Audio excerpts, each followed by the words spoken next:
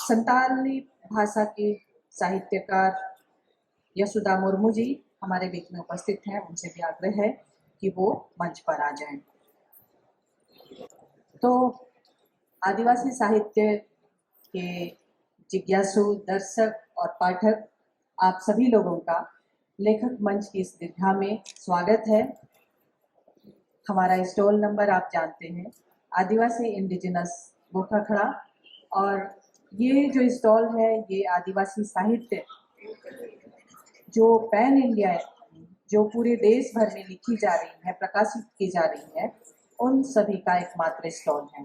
और उसी के द्वारा ये जो लेखक और प्रकाशक वार्ता आज का कार्यक्रम है, हम आप सभी लोगों के सामने हमारे जो लेखक प्रकाशक उपस्थित हैं उनको लेकर के आए हैं, और आप इनसे जानेंगे उनकी अपनी रचनात्मक यात्रा के बारे में, आदिवासी साहित्य के बारे में, और आदिवासी साहित्य को सामने लाने में जो समस्याएं आ रही हैं वो उसे कैसे फेस कर रहे हैं, क्या क्या समस्याएं आ रही हैं, और आदिवासी साहित्य में क्या चीज सामने आ चुका है और क्या आना बाकी है, किस पर काम होना जरूरी है, इस पर हम उनसे ही जानेंगे और सुनेंगे।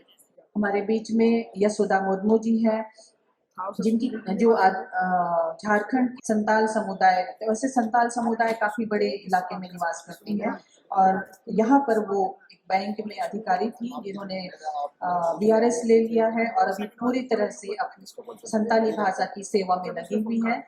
कई पत्रिकाओं का संपादन किया है। इनकी अभी तक 7 किताबें प्रकाशित हो चुकी हैं। वो संताली भाषा की ओल्चिकी जो स्क्रिप्ट है उसमें वो लिखती हैं, और यहाँ पर हम उनकी एक कविता संग्रह है सीत हलंग गलंग माला, मतलब तोड़े हुए और चुने हुए फूलों से भी माला बनाई जा सकती है। ये लिपि के संदर्भ में है जो वो बाद में हम उनसे ही सुनेंगे।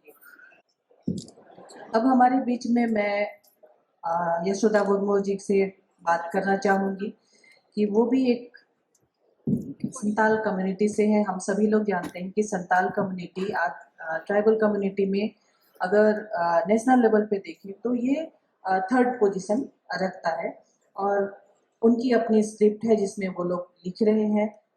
8वीं अनुसूची में भी ये संताली लैंग्वेज शामिल है। तो मैं उनसे ये जानना चाहती हूँ कि वो जब अपनी स्क्रिप्ट में लिखती हैं तो उनके सिर्फ बाकी दूसरे लोग नहीं जानते हैं। आपको क्या लगता है कि मतलब आप क्यों लिख रही हैं स्क्रिप्ट में? जोहार, नमस्ते सभी को। मैं यशोदा मुर्मू झारखंड की रहने वाली हूँ, लेकिन अभी दिल्ली में ही बसी हुई हूँ। मैं संथाली भाषा और की लिपि में लिखती हूँ। शुरुआत में हम लोग जैसे अलग अलग 4-5 स्टेट में 4-5 स्टेट के निवासी हैं, जैसे झारखंड में है, उड़ीसा, वेस्ट बंगाल, असम, त्रिपुरा में मूल रूप से संथाली भाषा बोलने वाले लोग हैं। तो हम लोग को अपने अपने ये जो जिस स्टेट में रह रहे हैं उस स्टेट के राजभाषा जो है उसी में पढ़ाई करके उसी में सभी हम लोग ने लिखने शुरू किए थे।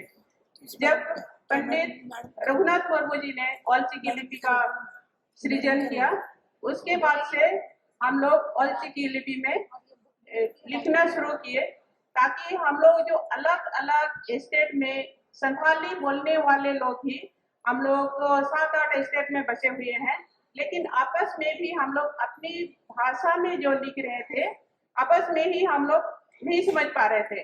जैसे मैं झारखंड के रहने वाली हूँ, तो जो देवनागरी लिपि या रमन लिपि में लिखा गया था, मैं उसी पुस्तक को या उसी पत्रिका को पढ़ पा रही थी। और जो उड़ीसा में रहने वाले थे और जो सिर्फ उड़िया और इंग्लिश में जो लिखा होता था उसी को ही पढ़ पाते थे। ऐसे ही असम के रहने वाले, बंगाल के रहने वाले थे, बांग्ला और इंग्लिश में जो होता था वही हम लोग उन्हें पढ़ पा रहे थे। हम लोग आपस संथाली बोलने वाले लोग भी एक दूसरे का किताबें नहीं पढ़ पा रहे थे। तो जब ओल्ची की लिपि का सृष्टि हुआ तो अभी हम लोगों ने सोचे कि अगर हम लोग अपने लिपि से लिखना शुरू करेंगे तो संथाली बोलने वाले लोग, जितना हम लोग अलग अलग राज्य में बसे हुए हैं, हम लोग आपस में जुड़ सकते हैं। तो उसके बाद हम लोग ने इस लिपि से लिखना शुरू किए। गवर्नमेंट की तरफ से अभी तक भी सभी राज्य में इस भाषा को स्वीकृति नहीं मिली है या स्कूल कॉलेज में पढ़ाई शुरू नहीं हुई है। तो अभी जैसे हम लोग लिख रहे हैं, शुरुआत में ऐसा हो रहा है जैसे मैं जो औलचिकी में लिख रही हूँ, तो जो लोग इस लिपि को समझ गए हैं या लिखना सीख गए हैं, वही लोग ही इसको पढ़ पा रहे हैं, बाकी लोग नहीं पढ़ पा रहे हैं। तो अभी हम लोग ने क्या कर रहे हैं, जो अलग अलग स्टेट के जो हैं उनकी जो अलग अलग लिपि से लिखा हुआ संथाली का पुस्तक, उसको भी हम लोग औलचिकी में कर रहे हैं। और भी हाल ही में मैंने ज्यादा एक साल भी नहीं हुआ है, हम लोग ने एक संथाली राइटर्स एसोसिएशन दिल्ली में रजिस्टर कराए हैं, ये ऑल इंडिया लेवल पे है। तो इसमें हम लोग अभी काम शुरू करेंगे।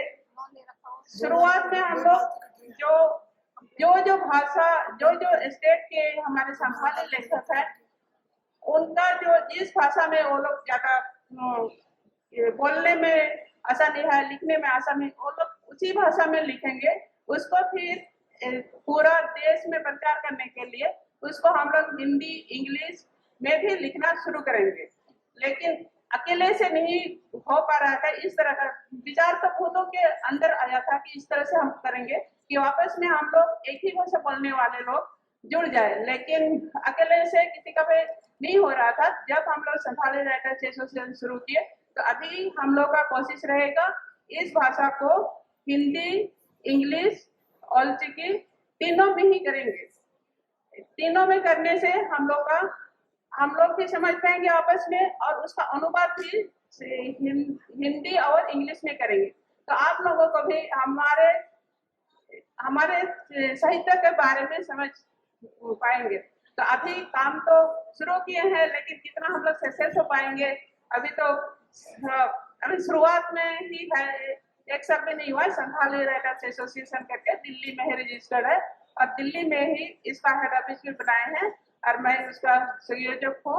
अभी इसी में काम शुरू हुआ है। अभी तक जैसे जिस तरह का पहले हम लोग का भी आता था कि जो बंगाल के राइटर को संथाल के ही थे, लेकिन उनका किताब मैं नहीं पढ़ पाती थी, उसी तरह ही जो दिक्कतें आई थी उसी का समाधान करने के लिए अभी हम लोग का कोशिश जारी है, और साथ में उसका अनुवाद भी करने के लिए, तो ताकि आप लोगों के पास भी हमारे साहित्य का जो हम लोग लिख रहे हैं आप लोग के पास भी पहुंच जाए। और एक बात बताना चाहूंगी, जो हमारे पूरा गांव के अंदर जो लोग हैं, तो हमारे जैसे बहुत पहले से तो लिखा हुआ नहीं था, तो उस तरह का अभी भी है। तो उस सब जो अलग अलग राज्य के हैं, अलग अलग भाषा से अलग अलग लिपि से लिखा हुआ है, तो वो सब भी गांव के लोगों से भी हम लोग कलेक्शन करके उसको हिंदी इंग्लिश और औलचिकी में करने के लिए अभी काम शुरू कर रहे हैं। हाँ, यशोदा दी, संताली और बोडो ये दो आदिवासी भाषाएं हैं जो 8वीं अनुसूची में शामिल है। संताली को कितना फायदा हुआ है 8वीं अनुसूची में आने के बाद? हमारे 22 दिसंबर 2003 को 8वीं अनुसूची में शामिल हुआ है।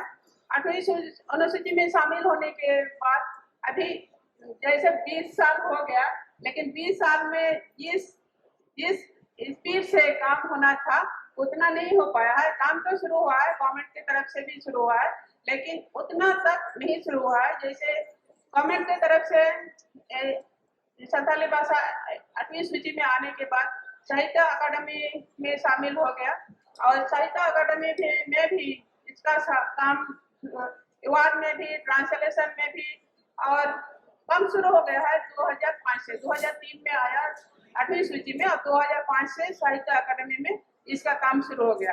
और स्कूल कॉलेज में भी शुरू हुआ है काम गवर्नमेंट की तरफ से, लेकिन उतना नहीं हुआ जितना स्पीड से होना चाहिए था। और भी एक दो जो गवर्नमेंट की संस्था है वहाँ पर भी काम तो शुरू हुआ है, लेकिन उतना नहीं हुआ जितना होना चाहिए था, क्योंकि 20 साल काफी होता है अगर गवर्नमेंट चाहते तो। तो इसीलिए काम शुरू हुआ है, लेकिन उतना नहीं हुआ जितना होना चाहिए। यशोदा दी, आपकी जो कविता संग्रह है सिद्ध हलंग गलंगमाला, दो शब्द हम लोग उसके बारे में भी जानेंगे कि वो जो आपने उसका अर्थ बताया है उससे क्या आप कहना चाह रही हैं। मेरी जो पुस्तक है इसका नाम दिए है शीत हलांग गलांग मला। इस किताब का एक्चुअली जो ऊपर का जो कवर पेज है, इसमें मैं जो लिपि संथाली लिपि के जो अक्षर है, एक एक अक्षर को जोड़ करके इसको फूल जैसा बनाई हूँ। और कुछ फूल पेड़ पे हैं, जैसे ब्रिज के नीचे होता है फूल के नीचे फिर और कुछ गिरा हुआ था, ये है एक एक अक्षर है संथाली लिपि ऑल सिटी का एक एक अक्षर है। तो एक देखने में मैंने फूल जैसा ही लगता है, तो कुछ अक्षरों को मिला के ही मैंने फूल बनाए हैं, पेड़ पर भी है और नीचे भी है। तो सीट हलांग गलांग वाला, इसका मतलब है पेड़ से भी आप फूल जैसे हम लोग तोड़ते हैं और नीचे से भी उठाते हैं, उसको हम लोग अगर बुनते जाएंगे तो बहुत सुंदर सा माला बनता है। तो इसका यही है कि जो पेड़ पर है जो लिपि, इसको भी हम यहाँ से लेंगे, जो नीचे है इसको भी लेंगे। अगर एक एक लिपि को बैठाते जाएंगे तो मेरे मन के अंदर जो प्रश्न है वो एक एक वर्ड बनता जाएगा और सुंदर सा कविता माला जैसा बनते जाएगा। इसका इस किताब का नाम वही है और इसका जो कवर पेज का वो भी है। जी बहुत बहुत धन्यवाद।